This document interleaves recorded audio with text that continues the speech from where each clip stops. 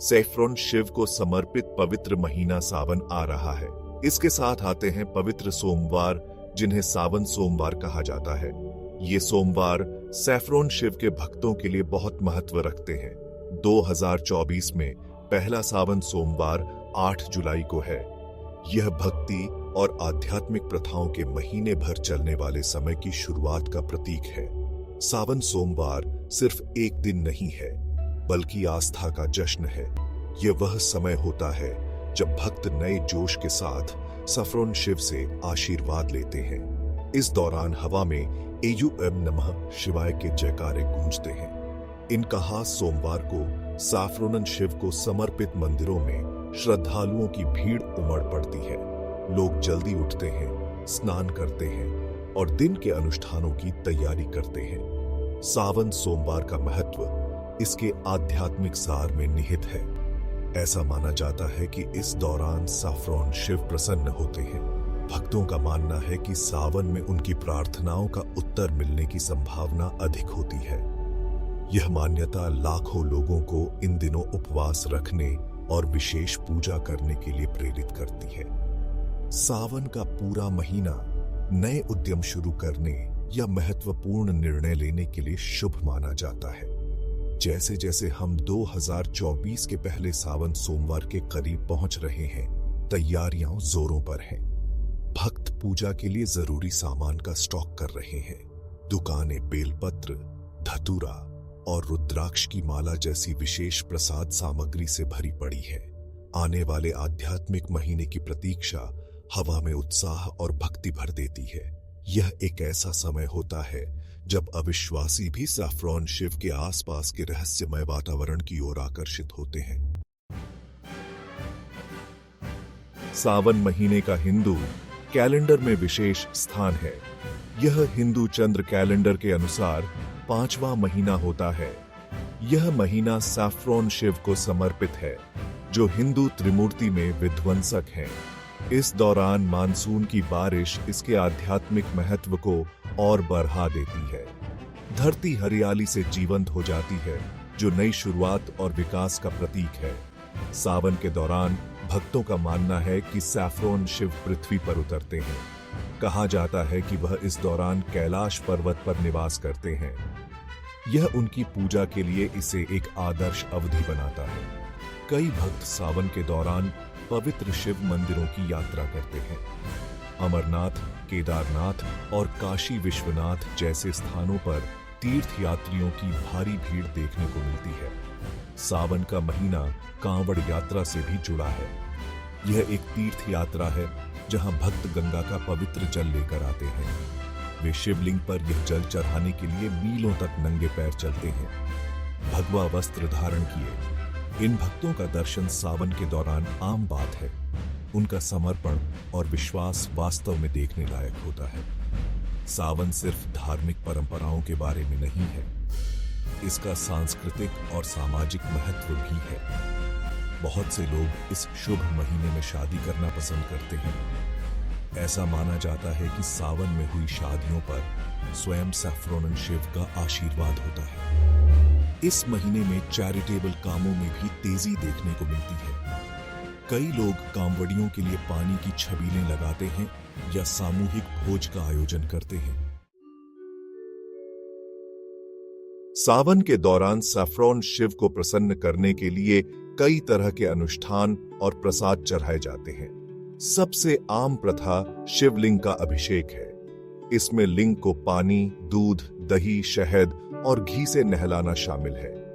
इनमें से प्रत्येक पदार्थ का एक विशेष महत्व है। पानी पवित्रता का प्रतीक है, दूध भक्ति का प्रतिनिधित्व करता है, दही समृद्धि का प्रतीक है, शहद मधुरवाणी के लिए और घी विजय के लिए। सैफ्रॉन शिव को बेल पत्र चढ़ाना बेहद शुभ माना जाता है। बेल के पेड़ के त्रिदलीय पत्ते को शिव की 3 आंखों का प्रतिनिधित्व करने वाला कहा जाता है।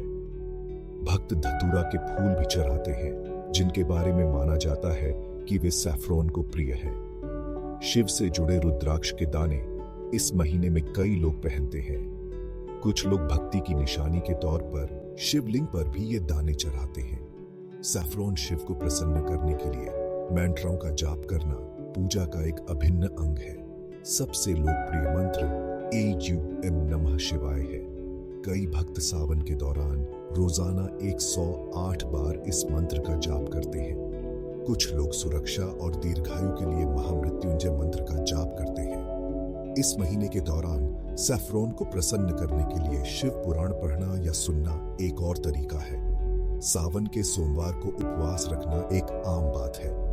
कई भक्त सख्त उपवास रखते हैं, केवल फल और दूध का सेवन करते हैं। कुछ लोग निर्जला उपवास भी रखते हैं, जिसमें सूर्यास्त तक पानी से भी परहेज किया जाता है। सैफ्रॉन शिव को संध्या आरती करने के बाद उपवास तोड़ा जाता है। आत्म अनुशासन के इस कार्य को शरीर और मन को शुद्ध करने वाला माना जाता है, जिससे व्यक्ति दैवीय आशीर्वाद प्राप्त करने के लिए और अधिक ग्रहणशील बनता है। उपवास करने वाले भक्त अक्सर विशेष फीस्टसन करते हैं। साबूदाना खिचड़ी, फल और दूध से बनी चीजें लोकप्रिय विकल्प हैं। कुछ लोग कुत्तू की पूरी या सिंघाड़े का हलवा जैसे विशेष व्यंजन बनाते हैं। ये उन सामग्रियों से बनाए जाते हैं जिनकी अनुमति उपवास के दौरान होती है। इसका उद्देश्य आध्यात्मिक अनुष्ठानों का पालन करते हुए शरीर को पोषण देना है। इस दौरान कई लोग प्याज और लहसुन का भी सेवन नहीं करते हैं। माना जाता है कि ये जुनून और इच्छाओं को बढ़ाते हैं। इसके बजाय लोग खाना बनाते समय हींग का इस्तेमाल करते हैं। नियमित नमक की जगह सेंधा नमक को प्राथमिकता दी जाती है। सावन के दौरान मांस और शराब का सेवन सख्त वर्जित है। इन्हें तामसिक फीस्टसन माना जाता है, जो आध्यात्मिक प्रगति में बाधा डाल सकता है। कई लोग पूरे महीने मांसाहारी फीस्टसन का त्याग कर देते हैं। यह प्रथा न केवल धार्मिक है, बल्कि इसके स्वास्थ्य लाभ भी हैं। यह शरीर को विषहरण और फिर से जीवंत करने की अनुमति देता है। सावन के महीने में भक्त खानपान के कुछ खास नियमों का पालन करते हैं। इसमें ध्यान सात्विक फीस्टसन करने पर होता है। इसमें ताजे फल, सब्जियां, मेवे और डेयरी उत्पाद शामिल हैं। माना जाता है कि ये खाद्य पदार्थ मन और शरीर की शुद्धता को बढ़ावा देते हैं। ये महीने के आध्यात्मिक माहौल को बनाए रखने में मदद करते हैं। भाग 5, सावन में व्रत रखने की कला। सावन में उपवास केवल फीस्टसन से परहेज करने के बारे में नहीं है। यह एक ऐसी कला है जिसके लिए अनुशासन और भक्ति की आवश्यकता होती है। सोमवार के दिन कई भक्त पूरे दिन का उपवास रखते हैं। वे शाम की प्रार्थना के बाद ही अपना उपवास तोड़ते हैं। कुछ लोग सावन के सभी सोमवार को इस प्रथा को जारी रखते हैं। स्नान के बाद सुबह जल्दी उपवास शुरू होता है। भक्त साफ सुथरे सफेद वस्त्र धारण करते हैं। वे शिव मंदिर जाते हैं या घर पर पूजा करते हैं।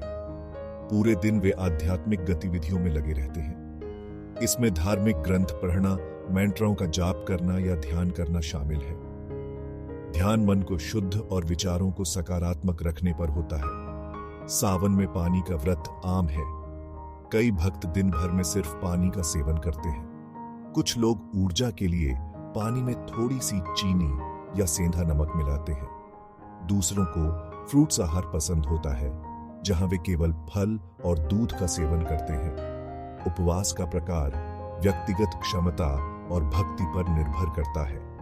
महत्वपूर्ण यह है कि अपने स्वास्थ्य को नुकसान पहुंचाए बिना उपवास की भावना को बनाए रखा जाए।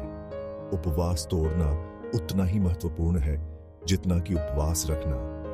यह आमतौर पर सूर्यास्त के बाद किया जाता है। खाना खाने से पहले भक्त सैफ्रॉन शिव को भोग लगाते हैं। फिर इस प्रसाद को अपने पहले फीस्टसन के रूप में ग्रहण करते हैं। फीस्टसन आमतौर पर हल्का और आसानी से पचने वाला होता है। कई लोग फ्रूट्सों या दूध से बने व्यंजनों के साथ अपना उपवास तोड़ना पसंद करते हैं। उपवास तोड़ने की क्रिया को सैफ्रॉन शिव का आशीर्वाद प्राप्त करना माना जाता है। भाग 6, पूजा के तरीके, स्टेप बाय स्टेप गाइड। सावन के दौरान सैफ्रॉन शिव की पूजा एक खास विधि से की जाती है। दिन की शुरुआत सूर्योदय से पहले जल्दी की जाती है। भक्त स्नान करते हैं और साफ सुथरे सफेद वस्त्र धारण करते हैं। फिर वे पूजा कक्ष या शिव मंदिर जाते हैं। सबसे पहला कदम शिवलिंग के आसपास के क्षेत्र को साफ करना है। यह पानी और साफ कपड़े से किया जाता है। इसके बाद अभिषेक की रस्म होती है। मंत्रोच्चारण के साथ शिवलिंग पर जल अर्पित किया जाता है। इसके बाद दूध, दही, शहद और घी का चढ़ावा चढ़ाया जाता है। प्रत्येक पदार्थ को धीरे धीरे डाला जाता है जिससे वह पूरे लिंग को ढक ले। अभिषेक के बाद लिंग को फिर से पानी से साफ किया जाता है। फिर इसे साफ कपड़े से सुखाया जाता है। अगला कदम शिवलिंग को सजाने का है। लिंग के ऊपर बेलपत्र रखे जाते हैं। फूल सफेद या लाल चढ़ाए जाते हैं। कई भक्त धतूरा के फूल और बेलपत्र भी चढ़ाते हैं। लिंग पर चंदन का लेप लगाया जाता है। कुछ भक्त राख से 3 क्षैतिज रेखाएं खींचते हैं जो शिव की 3 आंखों का प्रतिनिधित्व करती है। आखिरी चरण आरती का है। अगरबत्ती और दीपक जलाए जाते हैं। दीपक को लिंग के चारों ओर दक्षिणावर्त घुमाकर आरती की जाती है। इस दौरान भक्त भजन गाते हैं या मंत्रों का जाप करते हैं। आरती के बाद सैफरॉन को प्रसाद चढ़ाया जाता है। इसमें आमतौर पर फल, मिठाई या कोई भी सात्विक फीस्ट शामिल होता है। पूजा का समापन भक्त द्वारा सैफरॉन शिव से आशीर्वाद लेने के साथ होता है। भाग 7 जलाभिषेक की शक्ति। जलाभिषेक या शिवलिंग पर जल चढ़ाने की रस्म का सावन में विशेष महत्व है। यह सैफरॉन शिव को प्रसन्न करने के सबसे सरल लेकिन सबसे शक्तिशाली तरीकों में से एक माना जाता है। जलाभिषेक के लिए इस्तेमाल किया जाने वाला पानी अक्सर पवित्र नदियों से इकट्ठा किया जाता है। कई भक्त इस उद्देश्य के लिए गंगा जल का उपयोग करते हैं। जलाभिषेक की क्रिया केवल एक शारीरिक अनुष्ठान नहीं है, इसका गहरा प्रतीकात्मक अर्थ है। पानी पवित्रता और जीवन का प्रतिनिधित्व करता है। शिवलिंग पर जल अर्पित करके भक्त प्रतीकात्मक रूप से अपनी आत्मा को शुद्ध करते हैं। वे पापों और नकारात्मक कर्मों से मुक्ति चाहते हैं। पानी के निरंतर प्रवाह को भी भक्ति के प्रतिनिधित्व के रूप में देखा जाता है। यह ईश्वर के प्रति प्रेम और समर्पण के अटूट प्रवाह का प्रतीक है। सावन के दौरान कई भक्त 108 जलाभिषेक करते हैं। यह संख्या हिंदू धर्म में पवित्र मानी जाती है। यह 108 उपनिषदों और शरीर में 108 मार्मा बिंदुओं का प्रतिनिधित्व करती है। 108 जलाभिषेक करने से अपार आध्यात्मिक लाभ मिलने की मान्यता है। कहा जाता है कि यह बाधाओं को दूर करता है, बीमारियों को दूर करता है और मन को शांति प्रदान करता है। अनुष्ठान के बाद जलाभिषेक के लिए इस्तेमाल किए गए पानी को पवित्र माना जाता है। कई भक्त इस जल को प्रसाद के रूप में ग्रहण करते हैं। वे इसे अपने घरों में छिड़कते हैं या आशीर्वाद के लिए इसे पीते हैं। कुछ लोग इसे पौधों में भी डालते हैं, यह मानते हुए कि यह समृद्धि लाएगा। इस प्रकार जलाभिषेक का कार्य मंदिर से परे भक्तों के दैनिक जीवन में अपने आशीर्वाद का विस्तार करता है। भाग 8 ब्रह्मचर्य और पवित्रता बनाए रखना। ब्रह्मचर्य सावन के पालन का एक महत्वपूर्ण पहलू है। कई भक्त पूरे महीने ब्रह्मचर्य का पालन करते हैं। इसे अपनी ऊर्जा को आध्यात्मिक खोज की ओर लगाने के तरीके के रूप में देखा जाता है। माना जाता है कि ब्रह्मचर्य एकाग्रता और आध्यात्मिक जागरूकता को बढ़ाता है। यह व्यक्ति को भक्ति और ध्यान पर अधिक गहराई से ध्यान केंद्रित करने की अनुमति देता है। पवित्रता बनाए रखना केवल शारीरिक संयम तक ही सीमित नहीं है, यह विचारों और कार्यों की पवित्रता तक भी फैला हुआ है। भक्तों को नकारात्मक विचारों और वाणी से बचने के लिए प्रोत्साहित किया जाता है। वे करुणा और क्षमा जैसे सकारात्मक गुणों को विकसित करने पर ध्यान केंद्रित करते हैं। बहुत से लोग इस समय का उपयोग आत्मनिरीक्षण और आत्म सुधार पर काम करने के लिए करते हैं। सावन के दौरान शरीर की पवित्रता पर भी जोर दिया जाता है। कई भक्त दिन में कई बार स्नान करते हैं। कुछ लोग हो सके तो पवित्र नदियों में भी स्नान करते हैं। साफ सुथरे सफेद वस्त्र पहनने की सलाह दी जाती है।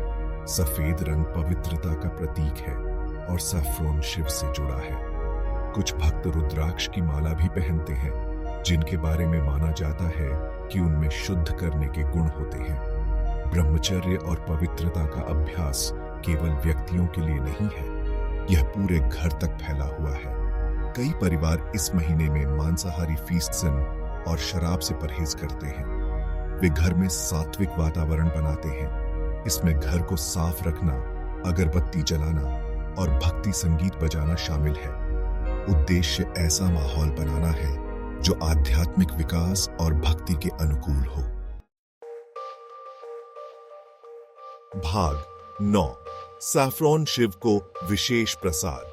सैफ्रॉन शिव अपने सरल स्वभाव के लिए जाने जाते हैं, फिर भी कुछ खास प्रसाद ऐसे हैं जिन्हें उन्हें विशेष रूप से प्रिय माना जाता है।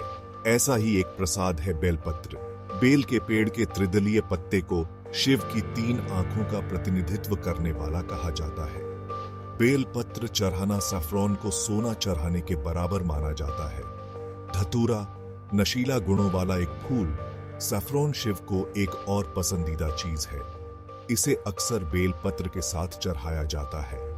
भांग, जो भांग के पत्तों से बनता है, वह भी शिव से जुड़ा है। हालांकि इसके उपयोग को नियंत्रित किया जाता है और आमतौर पर मंदिरों में इसका अभ्यास नहीं किया जाता है।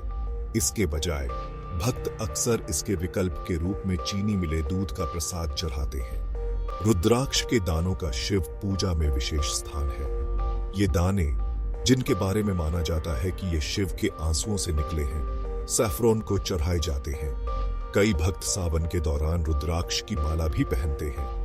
कहा जाता है कि प्रत्येक रुद्राक्ष का दाना शिव के एक विशिष्ट पहलू का प्रतिनिधित्व करता है और अद्वितीय लाभ प्रदान करता है। चंदन का लेप एक और महत्वपूर्ण प्रसाद है। इसे पूजा के हिस्से के रूप में शिवलिंग पर लगाया जाता है। कहा जाता है कि चंदन के ठंडे गुण सैफ्रॉन शिव को प्रसन्न करते हैं। कुछ भक्त विभूति या पवित्र राख भी चढ़ाते हैं।